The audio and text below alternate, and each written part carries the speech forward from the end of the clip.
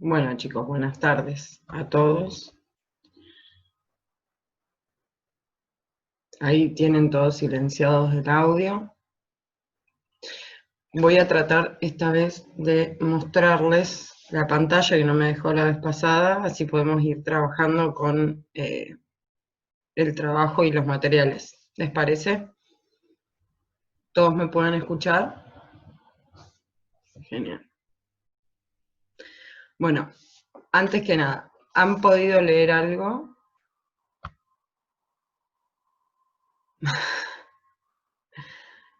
¿Alguien leyó? Sí. A ver, vos me decías que leíste algo. Sí, leí las partes de la desmanicomilización, las enfermedades mentales o sufrimiento psiquiátrico. Hasta ahí llegué a leer un poco. Bien. ¿Se te hizo muy complicado el material?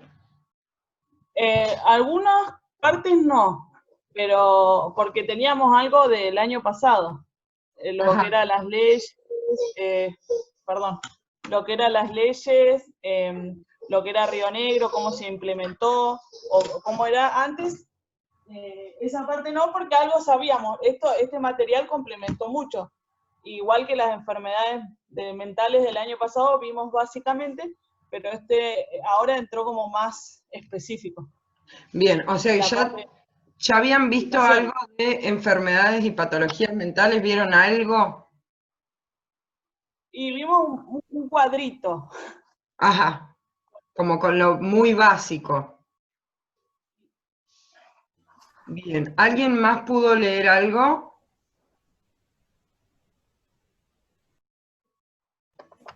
¿Nadie más? A los que no veo, Gabriel, Cintia. Yo leí poco y nada, porque alcancé a eso. Sí, lo mismo que dijo Plato, es material que complementa mucho lo que vimos el año pasado. Y por eso se entendía bastante bien para mí, pero igualmente no terminé de leer todo el material. Y Cami, ¿qué pudiste leer? Contame, ¿qué materiales leíste? No los tengo acá, pero es sobre los cuadros psicopatológicos, Ajá, más o menos la diferenciación entre sufrimiento. bien. ¿Leyeron lo que es el de los materiales del Red Censur, esos que son bien cortitos? Ese, por ejemplo, que dice criterios de normalidad en salud mental y clasificación diagnóstica en salud mental. Eso los pudieron leer. Miren, a ver, voy a tratar de compartirles la pantalla. Si me dan un minuto.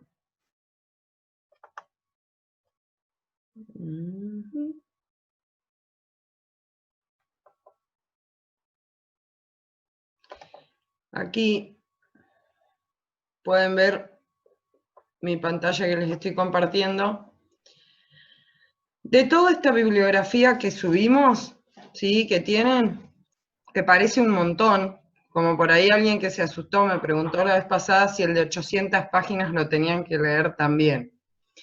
El de 800 páginas que ustedes tienen ahí subido es esto que dice acá de consulta, que es el DSM-4 en castellano del año 95.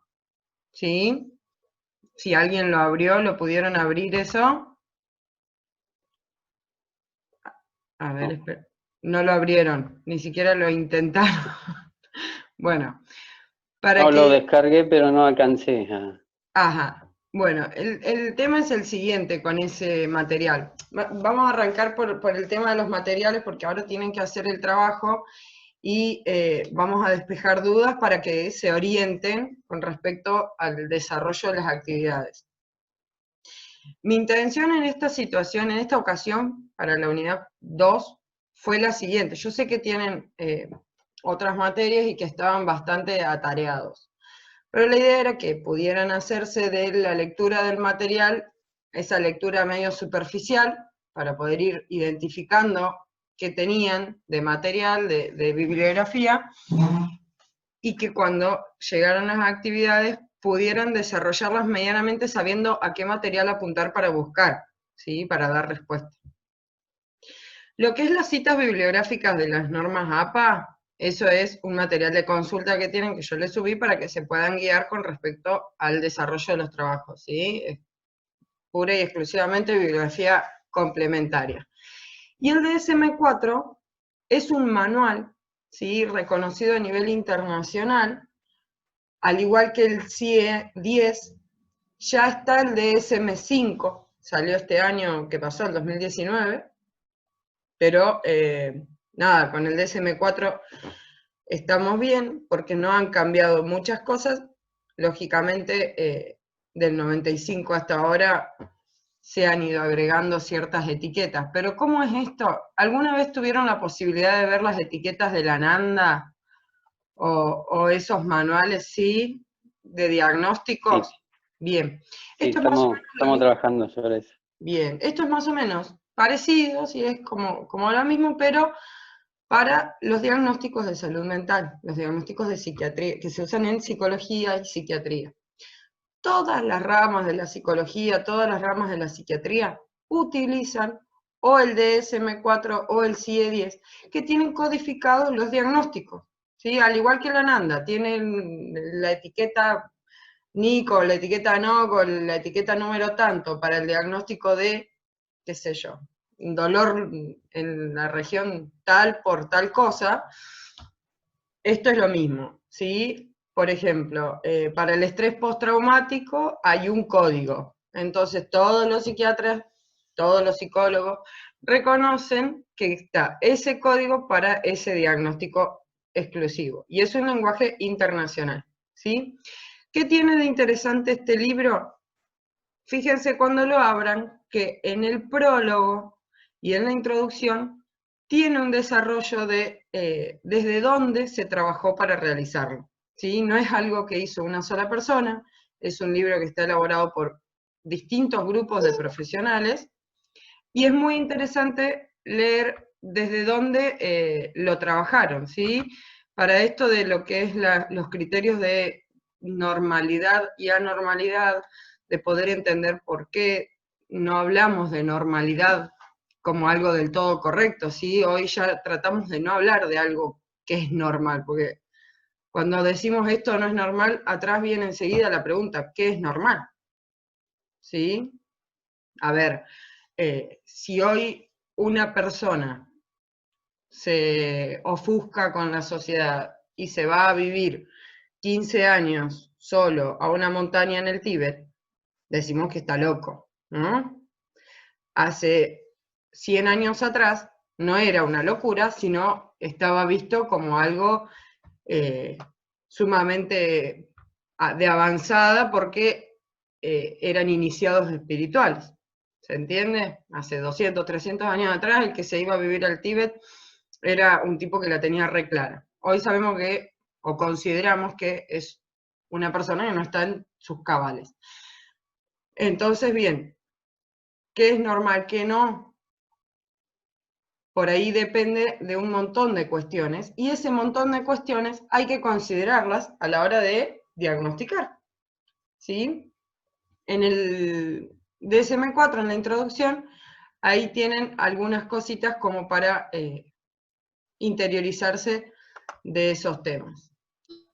Para los que se unieron recién, que estaban todos en la sala de espera, buenas tardes. Ahí les estaba comentando a los chicos que estaban ya respecto a la bibliografía, sí, que con el tema del DSM-4, el DSM-4 es un manual de consulta, así que no lo tienen que leer. Sí está interesante que puedan ver lo que es el prólogo y la introducción, la primera parte del libro, que explica algunas cositas para tener en cuenta con respecto a los criterios de normalidad y de diagnóstico. Bien, el trabajo práctico número 2, ¿lo pudieron descargar? Sí, Sí, profe. Buenas tardes. Buenas tardes. ¿Quién me habla? Esperen que no las veo. Elisa. Ahí está. Bien. Elisa, ¿qué pudiste descargar? ¿Qué pudiste leer? ¿Has leído algo?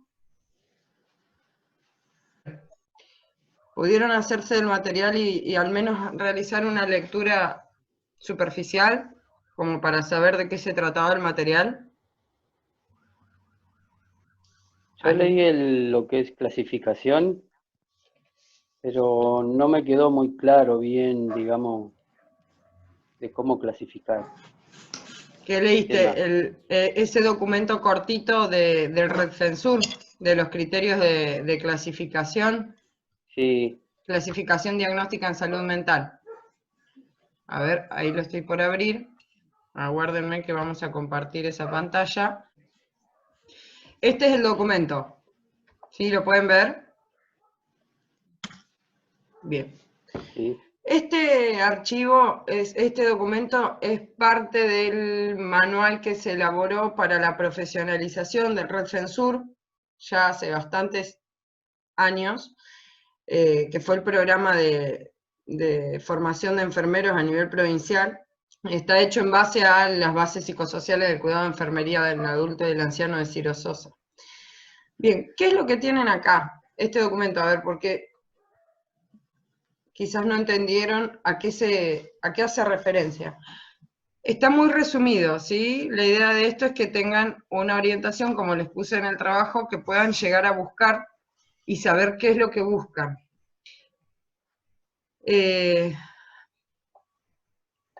Cuando hablamos de las bases psicosociales del cuidado de enfermería, ¿sí? Fíjense que aquí dice clasificación diagnóstica y trastornos más frecuentes. La nosología, dice, es la rama de las ciencias médicas dedicada a la clasificación de las enfermedades. Por su parte, las taxonomías o nomenclatura están configuradas, o sea, son las que configuran la nosología, dice. La clasificación de esas enfermedades es una tarea muy antigua en el campo de las enfermedades mentales. Las nomenclaturas se comienzan a desarrollar a mediados del siglo XIX por distintos psiquiatras y consideraban en líneas generales que las enfermedades eran de origen orgánico, ¿sí? A raíz de ahí empezamos con el modelo bien médico, biológico, ¿sí? ¿Qué ocurre? Como toda ciencia, como toda disciplina, avanza y empieza a tener ciertas variaciones paradigmáticas.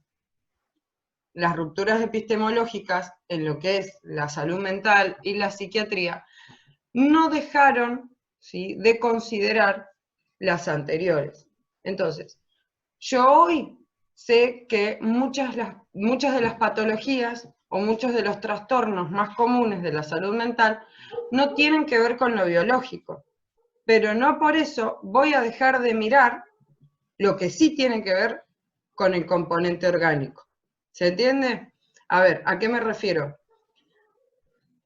Una psicosis, una neurosis, hoy no tienen que ver con un componente hereditario o con alguna alteración fisiológica, pero sí se puede dar, por ejemplo, una patología mental o conductual a raíz de una intoxicación, y eso sí tiene que ver con algo fisiológico.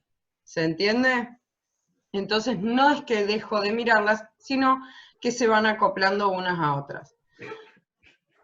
Bueno, acá tienen un poquito de historia. Dice, las clasificaciones tratan de denominar, describir y agrupar los comportamientos humanos que se consideran patológicos. Existen muchas dificultades para comprender de forma homogénea la manera en que se presentan, y también debido a que en muchos casos no existen marcadores biológicos que apoyen de forma objetiva los criterios diagnósticos, ¿sí? No hay un laboratorio de análisis clínico que me diagnostique ciertas patologías o que me diga por qué están.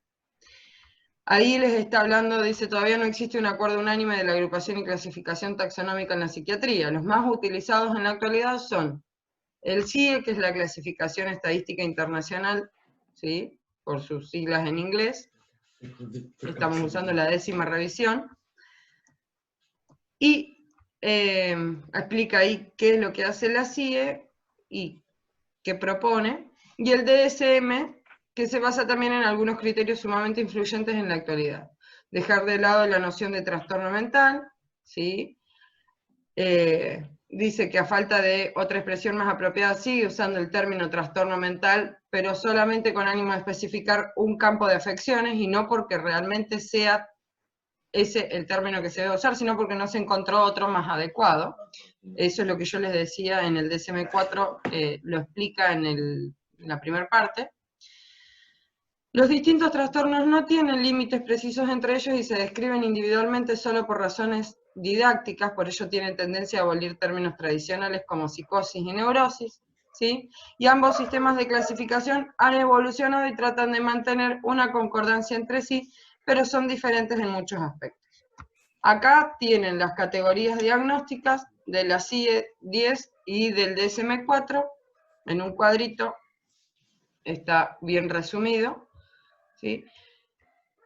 Y los comentarios adicionales del autor, que toma algunos criterios para la clasificación, ¿sí? Es un cuadro que tienen que evaluar. Por ejemplo, ¿qué tiene este cuadro? El tipo de enfermedad, la etiología, la construcción de la percepción de la realidad, conciencia de enfermedad y sintomatología de desorganización de la persona.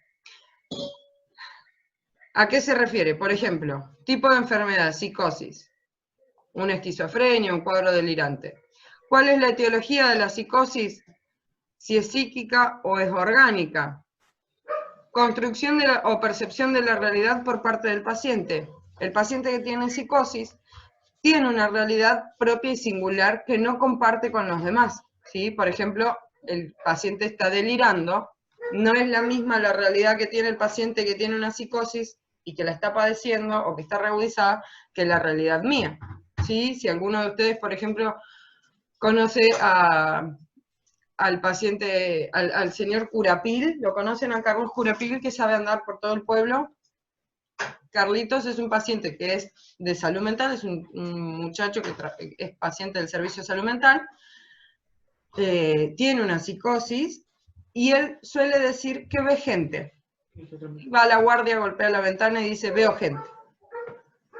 ¿Qué ocurre con ese paciente? Está teniendo una realidad que no es la mía, ¿sí? Porque yo miro una sala de espera y no veo gente, y él sí. Entonces, esa conciencia de enfermedad no tiene, a veces sí, porque él sabe, cuando tiene sus momentos de claridad, sabe que tiene una enfermedad, y la sintomatología de desorganización de la personalidad es muy evidente, ¿sí? Y así clasifica un poquito todas las enfermedades y las describe, los cuadros más comunes. Dice, otros estados. Antiguamente incluía cuadros tales como las parafilias, que eran las perversiones sexuales, por ejemplo, no sé, la necrofilia, la zoofilia, ¿sí? Los trastornos de inteligencia. Y actualmente el rubro otros estados incluye numerosos estados antes no reconocidos como trastornos de la salud mental, estrés, bulimia, anorexia, adicciones, ¿sí? Que antes no eran reconocidos como diagnósticos de trastornos de salud mental y hoy sí. Bien. Ese es el material de clasificación diagnóstica.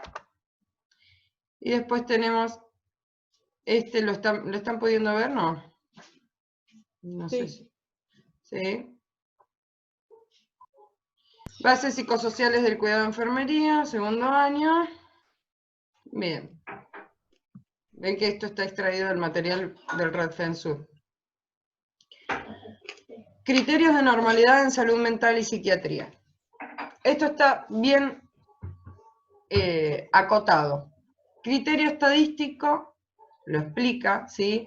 ¿A qué se refiere el criterio estadístico? A la normalidad del psiquismo definida en base a la frecuencia de ciertas características.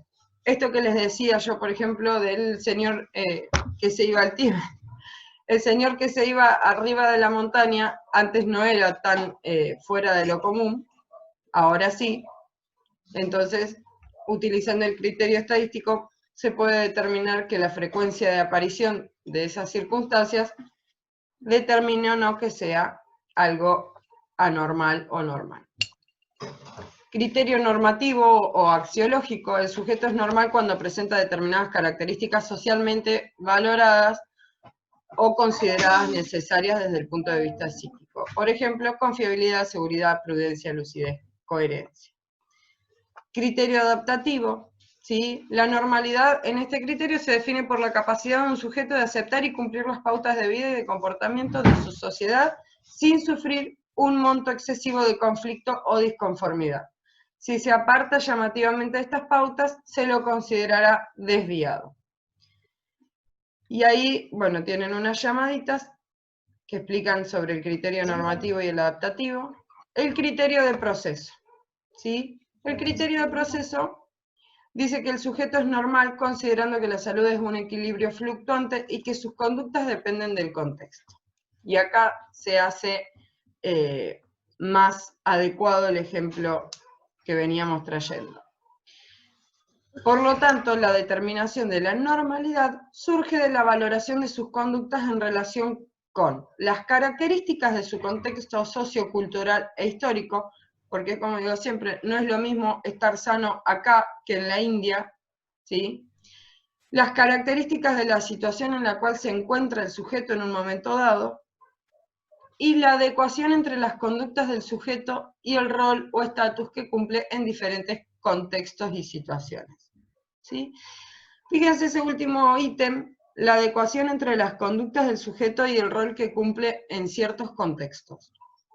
Con respecto a eso también en otro material van a poder relacionarlo cuando lo lleven adelante en el trabajo, es el tema de la rotulación, ¿sí? Y la exclusión de los pacientes con un diagnóstico de trastorno de salud mental.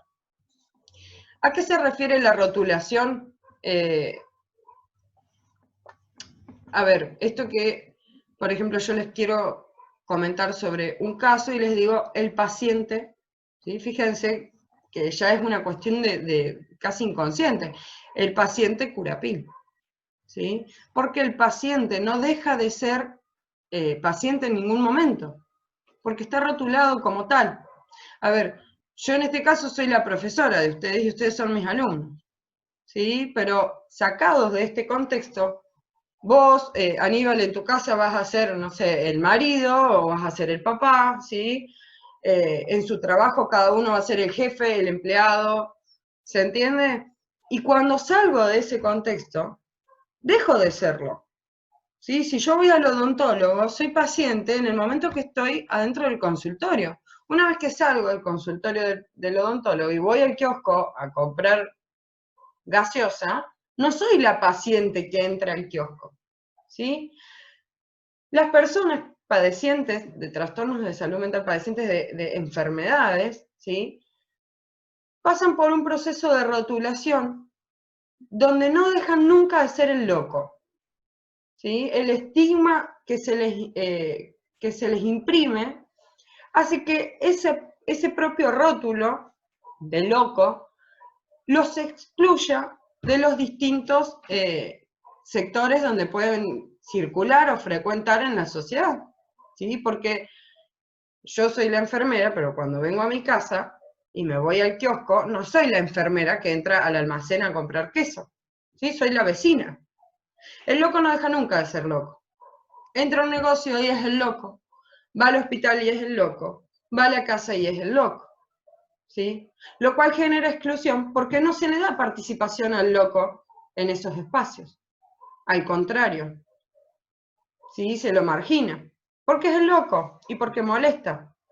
Porque es el emergente de algo que no está del todo sano. Y ese algo que no está del todo sano, que lo rotuló como loco, es la propia sociedad también, es ese vínculo social que lo rotula. Entonces, como es algo que me incluye, me molesta. Sí, es lo que hablábamos la vez pasada, con el caso, por ejemplo, de este chico que está en la anónima, Petete, que hay gente que todavía dice, ¿y por qué no lo duermen y lo internan? ¿Por qué lo voy a internar porque a vos te moleste verlo? ¿Sí? Entonces, al que le moleste, al que lo está viendo y le molesta, porque está mal. ¿Sí? ¿Por qué te molesta verlo si no te hace absolutamente nada? No te daña, no te interfiere. Entonces, ese proceso de rotulación y exclusión tiene mucho que ver con el criterio de proceso de la normatización de las conductas, ¿Sí? Bueno, acá termino de explicarlo un poquito. Y creo que no hay nada más. No. Bien, el problema, fíjense lo que termina acá, el problema de definir la salud mental y la salud en general estriba en que no es un término científico. El concepto de salud, con toda la probabilidad, es un juicio de valor más susceptible de un análisis psicológico que de una definición científica rigurosa. Depende fundamentalmente del concepto que se tenga de la naturaleza del hombre. Ahora sí, el trabajo práctico lo pudieron bajar. Sí. ¿Sí? ¿Todos lo tienen? Sí, profe. Bueno. Sí, profe. Hola, buenas tardes, Cecilia. Buenas tardes, Moni. No, yo no lo bajé, yo recién salgo de trabajar, así que lo miré, lo bajé en el teléfono, pero no No hay ni inconveniente, siquiera sí, lo sí. miré. Bien, no hay problema. No, yo en realidad les estaba... Ay, qué bueno. Miren, Zoom me avisa, chicos, que como regalito me eliminaron el tiempo de 40 minutos en la reunión grupal, así que tenemos tiempo para seguir. Bien. No se preocupen, el tema era que yo quería saber si lo pudieron ver, porque yo lo había subido ayer al trabajo, pero quedó oculto, así que quería saber si lo habían podido ver todos. Bien, el trabajo práctico número 2 es un poquito más largo que el anterior, ¿sí? Si pueden ver. Dice, a partir de la lectura de los materiales propuestos y utilizando como guía temática la unidad 2 del programa de la asignatura para realizar la búsqueda de información que considere pertinente, ¿sí?, para la realización de este trabajo, elabore un documento donde dé respuesta a las siguientes consignas. Enuncie y describa los criterios de normalidad, anormalidad, que se tienen en cuenta a la hora de considerar los mecanismos mentales, psíquicos, conductuales, etc. ¿Sí? ¿Esto qué significa?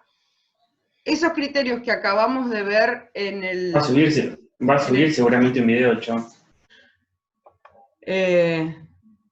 Esos criterios que acabo de mencionarles que estaban en el archivo del Redfensur, ¿sí?, de Ciro Sosa, están bien resumiditos y por ahí, si quieren, pueden hacer otra búsqueda, ¿sí? Busquen información en Google, en Internet, utilicen fuentes confiables, trabajos académicos, ¿sí?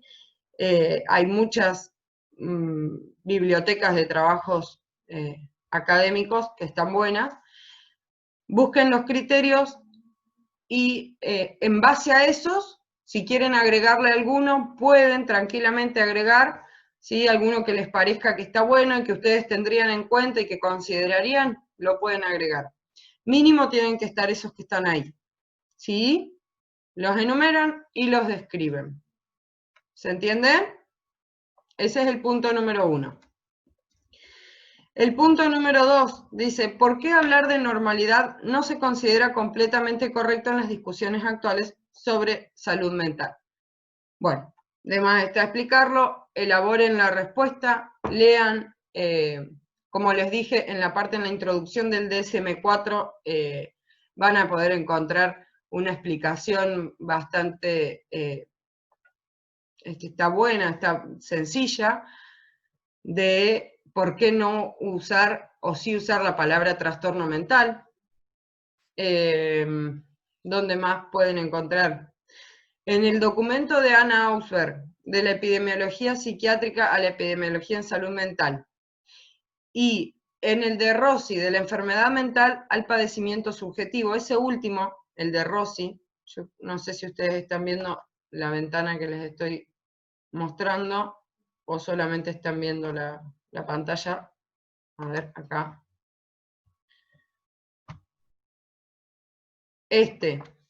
Rossi, de la enfermedad mental al padecimiento subjetivo, ¿sí? Ese es un trabajo, es un estudio de campo, ¿sí? Un estudio de campo en un hospital psiquiátrico, si yo no me equivoco, es de La Plata. Déjenme ver. Sí. Ahí está, yo tengo la descripción de todas maneras. ¿Qué es esa raya? Bueno. Dice, de la enfermedad mental al padecimiento subjetivo, transformación de las prácticas desde la perspectiva de derechos. tiene un pequeño marco teórico, los objetivos del trabajo, que era problematizar acerca del sujeto de intervención en salud mental que contemplan los dispositivos existentes y analizar la posibilidad de construcción de dispositivos alternativos o sustitutivos al modelo prevalente. Se hicieron entrevistas semidirigidas y se utilizó el muestreo teórico hasta la saturación teórica. Una exploración bibliográfica y un relevamiento de problemáticas en el contexto de salud, ¿sí? En realidad lo que hicieron fue entrevistar a trabajadores del servicio de emergencia del hospital y a raíz de ello, bueno, sacaron ciertas conclusiones y una discusión. Está bueno, léanlo, es cortito, si ustedes se fijan son 6 páginas, no es nada, ¿sí? En realidad el material parece mucho, pero no es mucho. Si ustedes se fijan, son materiales cortos, salvando el DSM-4 que los asustó primero, son materiales cortitos. Después, dice, en el artículo de la epidemiología, la tercera pregunta, aguárdenme, que les vuelvo a compartir el trabajo. En el artículo de la epidemiología psiquiátrica a la epidemiología en salud mental, el sufrimiento psíquico como categoría clave, la magíster Augsburger menciona que la coexistencia de diversos marcos conceptuales para comprender y explicar la génesis del sufrimiento psíquico y de la enfermedad mental ubica el diseño de las herramientas diagnósticas y la definición de lógicas o criterios de clasificación de los problemas de salud mental como un campo de amplias controversias teóricas y técnicas. El establecimiento y la utilización de las taxonomías vigentes a nivel internacional está estrechamente ligado a las posibilidades y límites del desenvolvimiento de la epidemiología en salud mental y a la producción de información epidemiológica en los contextos locales. ¿Sí? ¿Qué está diciendo?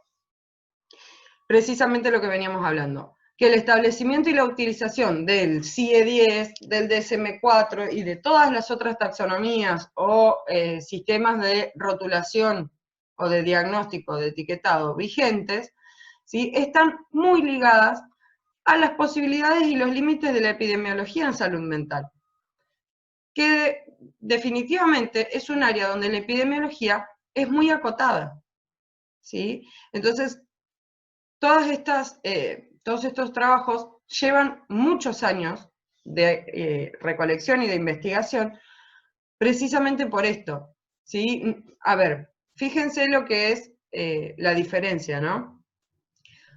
Cuando nosotros tenemos un caso sospechoso de COVID-19 ahora, automáticamente que se activa un protocolo, se completa una planilla epidemiológica y con la muestra al laboratorio se manda esa planillita.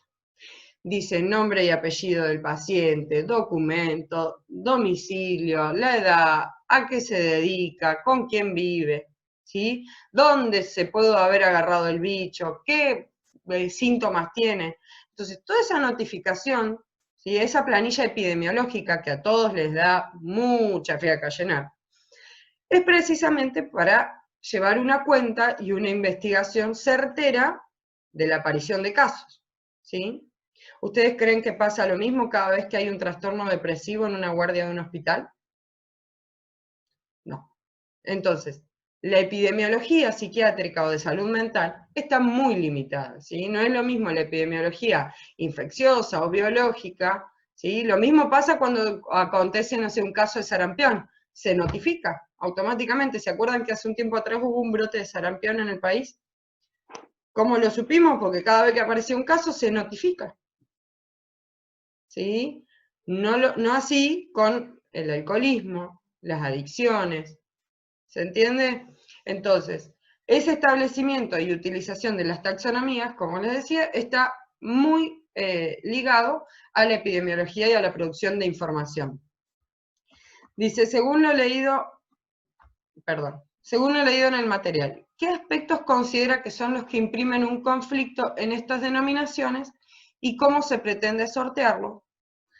¿Cuándo un conflicto o crisis se considera padecimiento y cuándo pasa a ser trastorno o enfermedad mental? ¿Sí? Lean ese material que van a poder dar respuesta a esas consignas. La cuarta pregunta. ¿Hasta ahí alguna pregunta, chicos? ¿Alguna duda? ¿Nadie? A los que no veo ni escucho, que se de cuenta que no están. Bien. La pregunta 4. Profe. Sí. Todo lo que del trabajo práctico, todo lo vamos a encontrar en los archivos que subió, ¿no? Sí, de todas maneras, insisto, pueden realizar una búsqueda teniendo como guía ese tema, ¿sí? No necesariamente, a ver, yo no pretendo que me respondan textual del material que yo les subo. El material que yo les subo es un material guía, ¿sí? Van a encontrar respuestas ahí, pero si hay algo que quieren aclarar, que quieren buscar de otro autor, simplemente me citan el autor que les pareció mejor, ¿sí? La bibliografía es tentativa. Sí, entiendo. Está, pero pueden usar más. No se limiten a eso. Si quieren buscar otra cosa, eso sí, no me peguen definiciones de Google, no la que aparece en el buscador, ¿sí? Porque esa no tiene autor. Esa es una definición que construye Google epidemiológicamente. Bien. La pregunta 4. Disculpe la molestia. No, está bien. ¿Alguna otra pregunta? Nada. Bueno. El modelo comunitario de atención en salud mental se trata de un modelo basado en la promoción de salud y los cuidados, la prevención, atención y rehabilitación psicosocial que propone un abordaje comunitario, integral, interdisciplinario e intersectorial centrado en las personas y que entiende la complejidad de los procesos de salud, enfermedad, atención, cuidados en el ámbito territorial donde las personas desarrollan su vida cotidiana. ¿Sí? Esa es una pequeña definición que está extraída textual del material de lo que es el modelo comunitario de atención en salud mental. Ahora bien, dice, conceptualice las características del abordaje comunitario. El abordaje comunitario, ahí yo les subí ayer un material nuevo y se los puse arriba del todo en la plataforma, que es, aguarden un segundito, hace más ruido.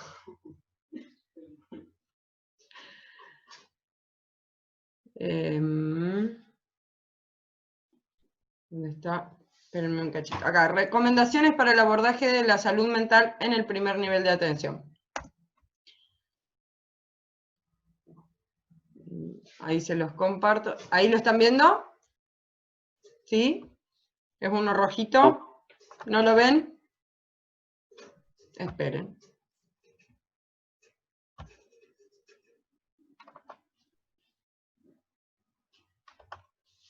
¿Ahora sí? Ahí está subiendo. Bien. Ahora sí. Bien. Sí, profe. Este material, fíjense que tiene 81 páginas, como le puse en el grupo, no se asusten. Es un material que elaboró el gobierno nacional, ¿sí? Como muchos otros. De hecho, hay otro muy similar que está hecho como recomendaciones para la atención de salud mental en los hospitales, ¿sí? Es decir, ya en la hospitalización o en el servicio de emergencias, que lo vamos a ver en la otra unidad. Está muy bueno y está hecho a modo de manual, ¿sí? Este es del 2019, así que tiene información bastante actualizada, sobre todo respecto de lo que es la ley de salud mental, ¿sí? Porque cuando buscamos por ahí materiales con respecto a Argentina, hay mucha producción bibliográfica previa a la sanción de las leyes. Entonces es como que quedan un poquito desfasadas. Bueno, ahí autoridades nacionales, como les dije, es de producción estatal. Índice acá. Salud mental en la política de la cobertura universal de salud, salud comunitaria, la estrategia de salud familiar y comunitaria, redes integrales de salud mental. Bien, fíjense que el índice está bien claro, ¿sí? La organización del trabajo en el primer nivel de atención, cobertura y accesibilidad, el equipo de salud, ¿sí? Ténganlo en cuenta. Aguarden un segundito, ¿qué querés, hijo? ¿Qué necesitas? Enchufaron. Enchufa. Bien. Participación comunitaria es otro punto que está bueno que lean, ¿sí? Fíjense que es cada ítem del índice es 1 o 2 hojitas, no son muchas, y tiene información que les va a servir. La visita domiciliaria, la consultoría o la consejería, lean eso también. La entrevista, bueno, grupos de pares, de ayudas mutuas, grupos terapéuticos, ¿sí? ¿Por qué les manifiesto que vean este libro? Ven acá, introducción, ¿sí? Y es legible, está en letra grande, está bueno. ¿Por qué les subí ese material? Como les dije, acá conceptualice las características del abordaje comunitario, interdisciplinariedad, intersectorialidad y trabajo en equipo. ¿De qué hablamos cuando nos referimos a las redes? ¿Y cómo definiría usted el objetivo? Aguárdenme que me di cuenta que no les estoy compartiendo acá. Conceptualice las características, es la A. Fíjense esto que les decía. El trabajo de salud mental comunitaria, el modelo de atención comunitario en sí, para la salud general e integral, tiene ciertas características que si lo buscan, les van a aparecer distintas conceptualizaciones, ¿sí? En España está establecido el modelo de atención comunitario y tiene los fundamentos, ¿sí? O los estatutos de ese modelo de atención, pero fundamentalmente en todos los países donde se trabaja desde el modelo de atención comunitario, se repite y se evidencia como algo intrínseco al propio modelo, esto del trabajo en equipo, el trabajo con la comunidad, la intersectorialidad y la interdisciplinariedad, ¿sí? Hay otra palabrita que acá no aparece, pero que si la encuentran no les resulte extraña, que es la transdisciplinariedad, ¿sí? O la transsectorialidad. ¿A qué hace referencia? Cuando abordamos la salud de una comunidad, ¿sí? Y ya no hablo de salud mental, hablo de salud integral. Cuando abordamos la salud de una comunidad, en un barrio, ¿sí? En un área programática de algún CAPS, ¿quién se encarga de la salud? Habitualmente el CAPS, ¿sí? El centro de salud, la salita, como le decimos, que mal le decimos, ¿sí? En el modelo comunitario de atención, no es solamente el centro de salud el que se debe encargar o el que atiende las necesidades de salud de la población, sino que lo que se hace es trabajar intersectorialmente, y esto de la transsectorialidad hace referencia no solamente a que por un lado trabaje el centro de salud, por otro lado la junta vecinal, por otro lado la escuela del barrio, por otro lado, ¿sí? Todas las instituciones, la iglesia, no sé, la señora que cura el empacho, ¿sí? El señor del almacén, todos trabajan en pos de la búsqueda del alcanzar el mejor nivel de salud para la población. Pero no desde lugares separados, como lo haría algo interdisciplinario o intersectorial, sino desde una trama tejida en redes, ¿sí? Por eso hablamos de la transsectorialidad. Y cuando lean lo que es el trabajo en redes, ¿sí? Ahí lo van a terminar de entender. Préstenle atención a lo que son las redes de trabajo barriales, ¿sí? Porque están muy buenas y abren muchas puertas que el trabajo desde el consultorio no te lo permite. ¿Sí? Préstenle atención a eso. Lean, si no les alcanza con lo que está en ese librito, que es una hoja, busquen información, todo es válido, ¿sí? Hay mucha información de redes, y bueno, les vuelvo a comentar lo que les había comentado la vez pasada. Yo lamentablemente había diagramado la materia para hacerla desde el campo práctico, ¿sí? A partir del segundo trabajo práctico ya era todo en base a lo que pudieran ver, tenían que elegir un efector de salud, acercarse, entrevistar, buscar cómo era el trabajo desde el servicio de salud mental. y lamentablemente esta situación no nos lo permite, así que bueno, no quedó más que modificar todo, porque realmente no era este el trabajo que tenían que hacer. Así que vamos a hacer toda la parte teórica, y bueno, si se nos permite, en algún momento haremos talleres para completar la parte práctica, ¿sí? Pero la idea era precisamente esta, que pudieran acercarse a un efector, que pudieran contactar con la gente del Servicio de Salud Mental, que pudieran ver qué actividades se llevan a cabo, y que si podían observar o detectar algún tipo de trabajo intersectorial, ¿sí? En redes no, porque yo sé que acá en San Antonio no se trabaja con redes. Creo que se intentó en algún momento, pero ahora no hay ninguna red establecida, al menos es lo que yo tengo en conocimiento. Quizás estoy pecando de bocona y hay trabajo en redes, pero lo desconozco. Pero bueno, ese era su trabajo, que pudieran acercarse cada uno a una salita en grupo y hacerlo. Pero bueno, si Dios quiere, lo vamos a poder hacer en algún momento. Mientras tanto, nos aferraremos a la parte teórica de todo esto. Bien, entonces, conceptualice las características del abordaje comunitario, de qué hablamos cuando nos referimos a las redes y cómo definiría usted el objetivo de este modelo y por qué. ¿Sí? ¿Cuál es el objetivo del modelo de atención comunitaria? ¿Cómo podrían definir? Si tuvieran que definir, o no definir, si se les tuviera que ocurrir responder esta pregunta así con lo que se les viene a la cabeza, ¿cómo definirían ustedes el modelo, el objetivo de este modelo? ¿Qué dirían?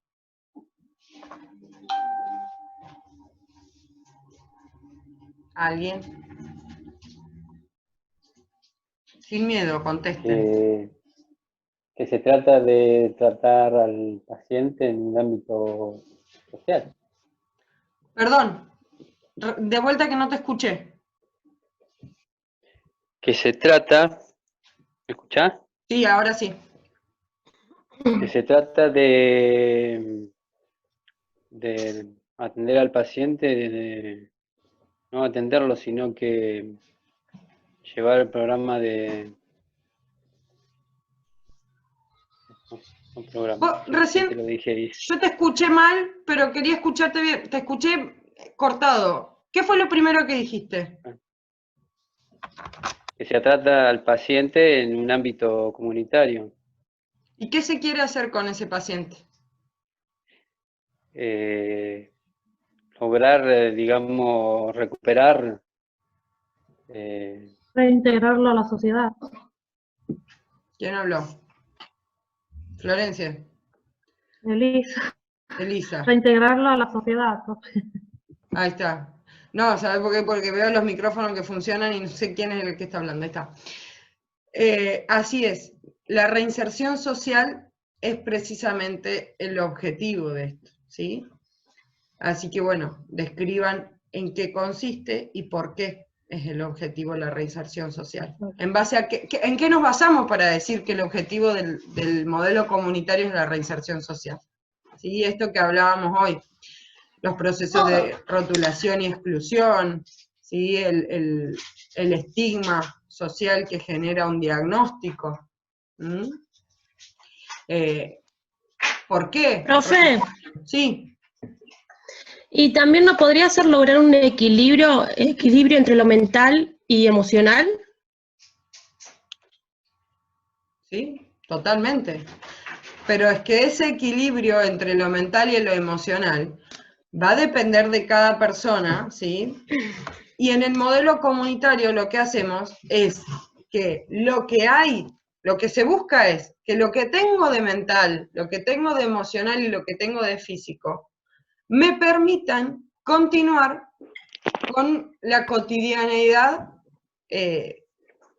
saludable, ¿sí? Con algo normal. Es decir, volvemos a lo que hablábamos al principio en la clase anterior.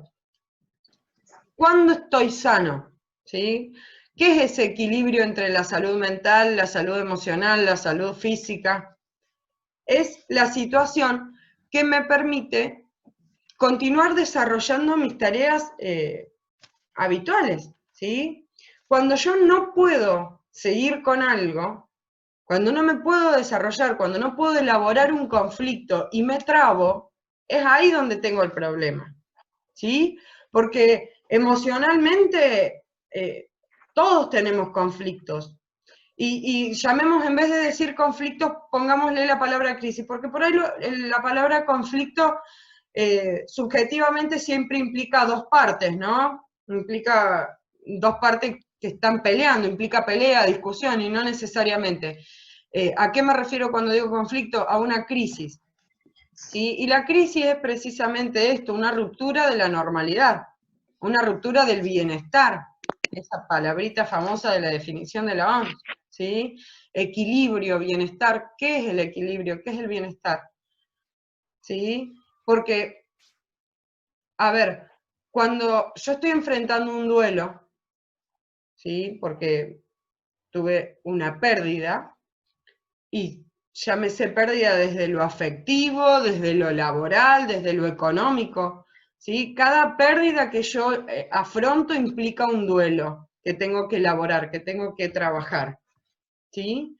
Cuando yo ese duelo lo puedo llevar a cabo mientras sigo continuando con ciertas actividades, lógicamente no las voy a desarrollar de la misma manera porque estoy atravesando un duelo, porque tengo una situación que me está atravesando y que me está generando cambios, ¿sí? Pero no por eso paso a estar enferma. Entonces, lógicamente se trata de un equilibrio, pero ¿el equilibrio en base a qué? ¿Se entiende? ¿Alguna otra pregunta? ¿Algo para acotar a eso? Entonces, ¿cómo definirían este modelo, el objetivo de este modelo y por qué? Y ahí ya les digo, ponen esto que, como por ejemplo dijo Aníbal, lo que encuentren en la bibliografía, si quieren poner otra cosa que les parece más adecuada, la ponen y la fundamentan, ¿sí? Bien. 5. Defina, según el material de Gutiérrez, en la Brancaleone, Teoría y Práctica Desmanicomializadora. Fíjense, ese es otro material grande. La Brancaleone, Teoría y Práctica Desmanicomializadora es bastante largo, es un libro, ¿sí? Pero en la plataforma, en la descripción del material, del archivo, tienen los capítulos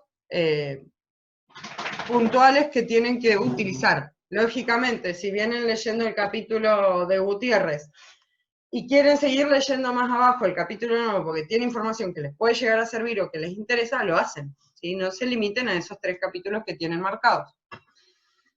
Dice, defina según el material de Gutiérrez el método de trabajo reflexión-acción. ¿Cuál es la importancia de aplicarlo en la vida cotidiana? ¿Sí? Como les venía diciendo, este modelo de atención comunitaria está establecido, ¿sí? Es un modelo precisamente, como tal, tiene una estructura, ¿sí? Muy variable, porque precisamente en eso se basa la salud comunitaria, ¿no? En la diversidad de lo que tengo que enfrentar, de lo que tengo que trabajar. Entonces, como decimos siempre, cada caso es cada caso, pero sin embargo hay una estructura de trabajo, hay herramientas, hay métodos que están establecidos, y uno de los métodos de trabajo más importantes es el método de reflexión-acción. Ahí Gutiérrez lo describe muy bien, da ejemplos, lo trae a terreno y cuenta precisamente esto de la desmanicomialización y el trabajo que fueron desarrollando acá en la provincia, pues es un libro de producción provincial, con gente local, así que está bueno, léanlo y den respuesta a eso. Si quieren buscar más, pueden hacer. 6ª pregunta, ¿cuál es el lugar de enfermería en este modelo de trabajo? A raíz de esa pregunta, también pueden trabajar, déjenme que lo abra y se los comparto. Sí. Ven que es un libro, dice 210 páginas, no las tienen que leer todas. De todas maneras, letra grande. Esto se hizo en el 2016, así que también es bastante actual. La parte de Fernando Cortés. Déjenme que busque el material de Gutiérrez. El índice. Fíjense, el prólogo está hecho por dos de los más grandes de la salud mental en Río Negro, que son Hugo Cohen y Graciela Natella, propulsores, creadores ideológicos de la ley de desmanicomialización en la provincia y referentes mundiales de la salud mental comunitaria. Historia de la salud mental en Río Negro, bueno, por Andrés Franco. Finalidad de los tratamientos de salud mental comunitaria en su modalidad rionegrina. También escrito por José Chiapapietra, otro grosso. 3 escritos por Analía Charter, método de trabajo en salud mental comunitaria. Este es el capítulo que tienen mencionado primero, ¿sí? Ese 105, fíjense, método de trabajo en salud. Hay uno de los elementos centrales para la operatoria de nuestra propuesta en cuanto al trabajo en salud mental comunitaria es el viejo y transitado método de reflexión-acción. En este capítulo está la respuesta, léanlo y saquen sus conclusiones. Bien. Y el otro, el trabajo de enfermería, tienen el material de, ya les digo, de Malvares, sí, Silvina, Salud Mental Comunitaria, Trayectoria y Contribuciones de la Enfermería. Es un artículo de Silvina Malvares, que si se fijan, es una licenciada en psicología, miento, es licenciada en psicología y si yo no me equivoco es también enfermera. Sí, enfermera, doctora en ciencias de la salud. No sé por qué dije que era psicóloga. Si se fijan en el material de Nación, en esas recomendaciones para el abordaje de la salud mental comunitaria o en el primer nivel, ella también participa en la elaboración de ese documento. ¿Ahí? Sí, profe, ahí sí. Bien, fíjese, especialidades, es un artículo de una revista, Salud Mental Comunitaria, Trayectoria y Contribuciones de la Enfermería. Introducción, marcos globales y regionales de la salud. Propuestas y desarrollos mundiales. ¿Cuál ha sido el lugar de enfermería en este proceso? ¿Sí? El contexto más amplio de la enfermería comunitaria. Contribuciones de la enfermería al modelo comunitario en salud mental. ¿Cuáles son esos valores? ¿En qué creer, papá? ¿Qué puede aportar la noción de cuidado? ¿Sí? ¿Hacia dónde mirar y qué priorizar? ¿Cómo puede contribuir la enfermería a esa búsqueda de un mejor desarrollo del modelo? ¿Sí? Este material está cortito también, como les decía, es un artículo, así que pueden explayarse buscando la respuesta a la pregunta número 6, ¿cuál es el lugar de enfermería en este modelo de trabajo? Y en el material de la Brancaleone también van a encontrar, tanto en el de la Brancaleone como en el de Nación, pueden encontrar las incumbencias, digamos, por así decirlo, o la participación de enfermería en los equipos de salud mental comunitaria, ¿sí? En los equipos de salud comunitaria, porque, ya les vuelvo a decir, de la salud mental se encarga todo el equipo de salud, ¿sí? Y la pregunta 7, ahí les comparto de vuelta.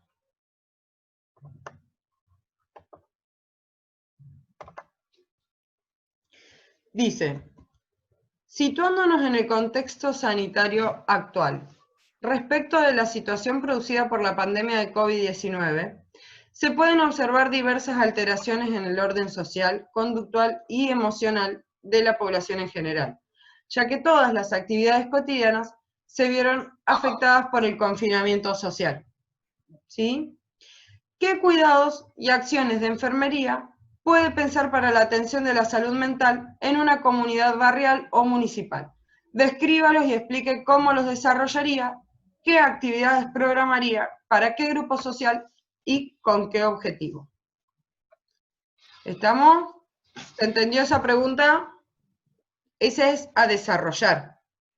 ¿Sí? Pónganle onda a esa pregunta, que con esa me van a demostrar que entendieron los temas anteriores. ¿Sí?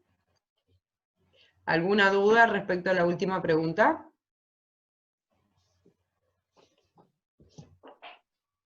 ¿Nada? Bueno. Profe, yo tengo una. Decime. Respecto a qué actividades vendría a ser, a qué acciones vendría a ser, porque con respecto a que ellos tienen que mantener el aislamiento y todo eso. Precisamente.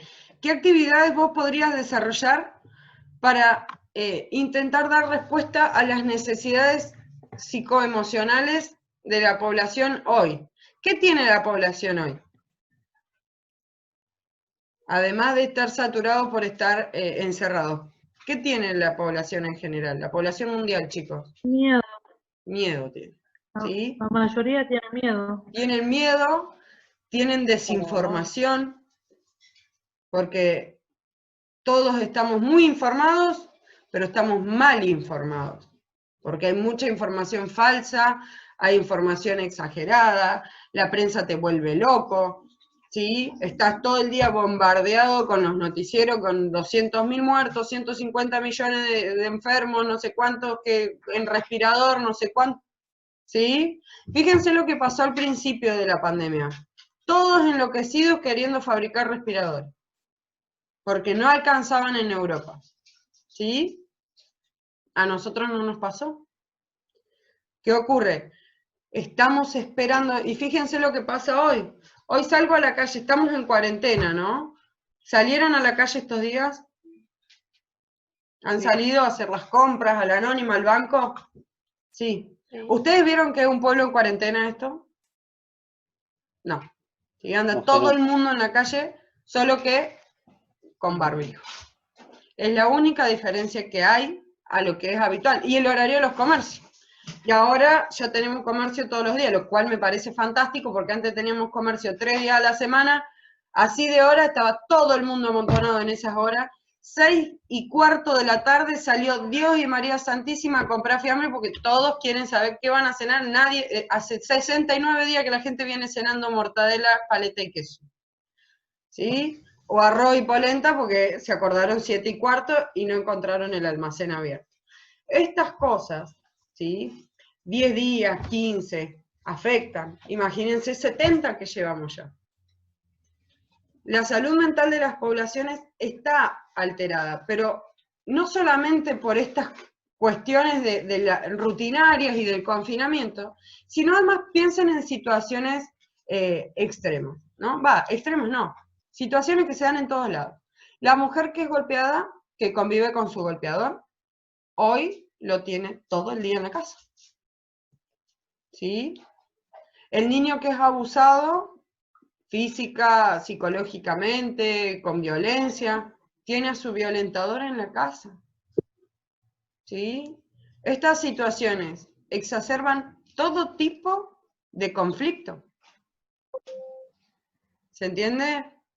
Entonces, como efector de salud mental, sitúense como enfermeros o como efectores de salud mental de un centro de salud, y piensen cómo pueden ayudar a esa población que está requiriendo hoy una contención de algún tipo. No sé, banners en los estados de WhatsApp, actividades o videoconferencias o charlas o consultorios virtuales o lo que sea en el grupo de WhatsApp del barrio. ¿Qué actividades ustedes podrían generar para poder recibir esa demanda de la gente que está confinada y para poder dar respuesta a esas necesidades? ¿Sí? Lo que se les ocurra. Busquen, lean, piensen imagínense situaciones, pregunten, ¿sí? Pregunten a sus conocidos, entrevisten gente, no sé, cualquier duda que tengan, me preguntan, ¿sí? Si quieren algún empujoncito, me tiran qué idea tienen y la vamos armando, ¿sí? Tienen hasta el día 2 para subir el trabajo. Las primeras partes son teóricas, por ahí la que más tiempo les va a demandar es esta última. Así que no se cuelguen, métanle pata, y bueno, nada. Y quedamos comunicados por el grupo. ¿Estamos? Profe, disculpe, ¿se entrega el mismo día 2 o hasta el 1 a las 0 de la...? No, la entrega iba a ser precisamente el día 2, y me marcaba el 3 a las 0 horas, así que yo lo cambié y le puse el 2 a las 23:59. Ok. ¿Sí? Así que tienen todo el día 2 para entregar. Lógicamente... Y también le mandé, perdón, Dale, decime. le mandé por WhatsApp una pregunta que si los trabajos prácticos también los va a incluir en el final. No la vi la pregunta, pero no te la entiendo. ¿Cómo si los trabajos prácticos los voy a incluir? Claro, si cuando nos tomen los finales tenemos que desarrollar o estudiar una cosa específica o entra incluidos los trabajos prácticos, Por supuesto. parciales. Los trabajos prácticos abordan la temática de la materia. Así que a momento del final entra todo. ¿Mm? Sí, sí. Lógicamente, cuando van a rendir un final, los temas son los que aparecen en el programa de la materia, pero están desarrollados, por lo menos en la estructura de la materia nuestra, están desarrollados a través de los trabajos prácticos. Fíjense que cada trabajo toma los temas de toda la unidad, ¿sí?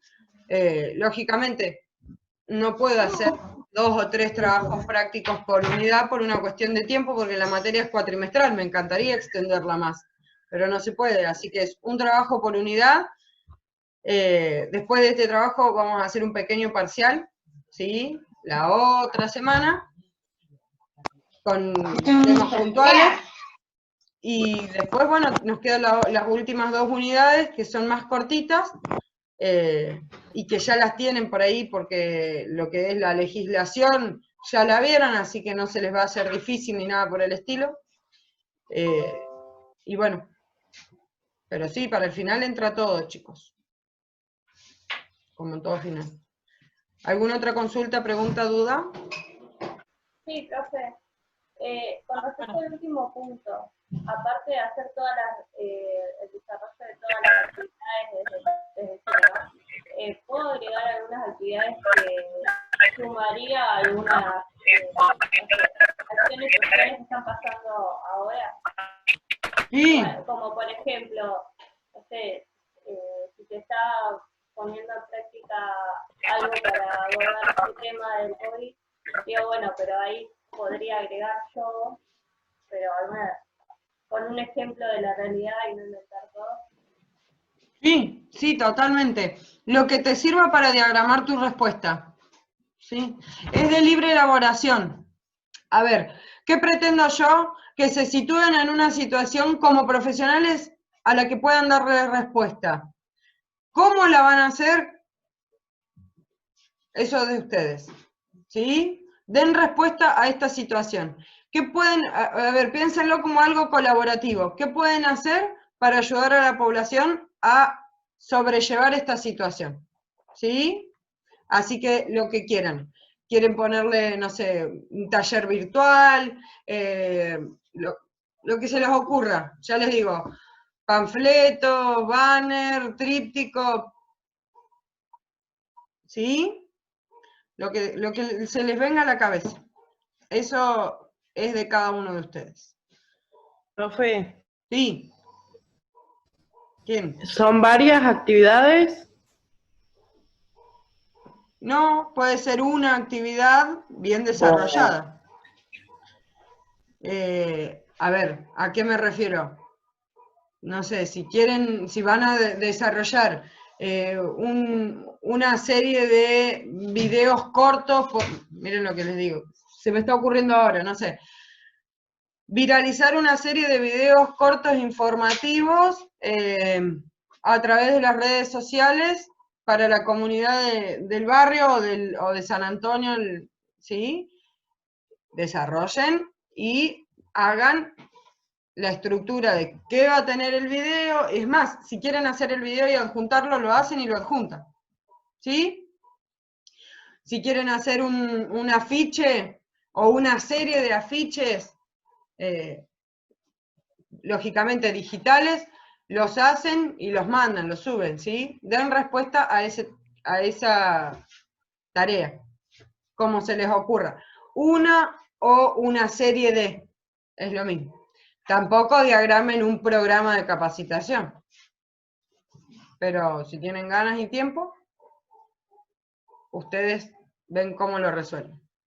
Cualquier cosa, me preguntan, me dicen, mira, yo quiero hacer esto, pero no sé cómo, y lo vamos armando. Por eso, sí, yo estoy para acompañarlos, así que no se cuelguen hasta último momento para preguntarme cuando ya no saben qué más hacer, y resulta que capaz que se fueron de mambo, o que no pudieron hacer nada porque la idea la tenían, pero no supieron cómo desarrollarla. ¿Sí? Otra cosa que me faltó. El trabajo es individual, ¿sí? Pero la pregunta 7, esa, la tarea práctica, si quieren, la pueden hacer en grupo de hasta 3 personas. No, que nosotras somos 4. Hasta 3, ¿sí? No porque nosotras somos 4, porque nuestro número de la suerte no me importa. Hasta 3 personas el grupo que pueden juntarse para hacer este trabajito. La última, la 7. El resto es individual. ¿Sí? Era re importante eso, chicos. Y casi que me olvidé. ¿Estamos? El 2, traten de entregarlo. Sí. Profe. Sí, esperen. Si para el día 2 no tienen terminado el trabajo y les falta algo, lo suben igual. ¿Estamos? Si lo terminan antes, lo suben antes, porque la fecha de entrega es el día 2. Entonces, si hay que corregir algo y ustedes lo subieron a la plataforma, yo se los puedo corregir y ustedes lo arreglan y lo vuelven a subir. ¿Sí? Ese es el proceso, que sería venir con el trabajito, consultarme, profe, yo hice esto, está bien, no, esto corregilo. Si ustedes me lo entregan en la fecha límite o después, ese proceso se pierde. Si me lo van entregando antes, lo podemos ir viendo. ¿Sí? Podemos ir modificando lo que esté bien, lo que esté mal, lo que falte. ¿Quién me iba a hacer una pregunta? Yo. Decime, Carlos. Quería consultarme, ¿el trabajo hay que hacerlo, como dijo en la clase anterior, con introducción, todo bien completito? Exactamente. Y otra cosa que yo les puse ahí en la plataforma, cuando entran a ver el trabajo, dice, cuando vayan a subir el archivo, por favor, que no se llame, no sé, salud mental, trabajo 2, no sé, hay 1000 nombres me encontré. Es nombre y apellido, _ trabajo práctico número 2, ¿sí? O apellido, nombre, trabajo práctico número 2, o al revés, trabajo práctico número 2 de fulanito de tal. Me interesa que figure el apellido y el nombre de cada uno, entonces yo me puedo organizar y los puedo corregir bien, ¿sí? Es más, si me hacen la recontra gauchada de ponerle apellido, nombre, trabajo práctico, genial, porque entonces yo cuando ya los descargo me quedan en orden alfabético y es un gol de media cancha, pues me ahorro un montón de laburo. ¿Sí? Y a ustedes no les cuesta nada, porque cuando crean el archivo le ponen guardar como, apellido, nombre, TP2. ¿Sí? Bien. ¿Alguna otra pregunta? Nada. Bueno, chicos, los libero les libero. Y cualquier cosa se contactan por WhatsApp, es mucho más fácil, más rápido, me llega al teléfono, después el mail por ahí cuelgo en abrirlo. Y la plataforma, bueno, ni hablar, yo sé que para ustedes la plataforma es un dolor de cabeza, y con respecto a eso quería decirles, los que trabajan desde el teléfono, desde el móvil, fíjense cuando la abren, si pueden ponerle en los 3 puntitos de arriba, ver versión de escritorio. ¿Por qué? Porque la plataforma no está hecha para el móvil, está hecha para la PC. Entonces, cuando entran desde el teléfono, van a querer entrar al globito de los mensajes y no les va a dejar, tienen que apretar como 4 o 5 veces, ir para atrás, para adelante para poder entrar. ¿Sí? No les deja revisar los mensajes. O por ahí quieren editar o subir algo y por ahí se les complica. Por eso es más fácil siempre desde la computadora. Si no cuentan con la compu, bueno, manéjense con la descarga de los materiales nada más y para subir el trabajo. Después el resto, consultas y todo lo que tengan que hacer, al WhatsApp. ¿Sí? María Elena, ¿alguna duda? Vilma. ¿Nada? Bueno. Chicos, nos vemos para la semana. Si necesitan diagramar una reunioncita, me avisan y la armamos. Por ahí no tan larga, más cortita, no hay ningún inconveniente. Cuando tengan dudas, ok, me dicen podemos hacer una charla, la hacemos y armamos enseguida una reunión de consulta. ¿Sí? Bien. Bueno, chicos, buenas tardes a todos. Buenas tardes, muchas gracias. Nos vemos. Gracias, profe.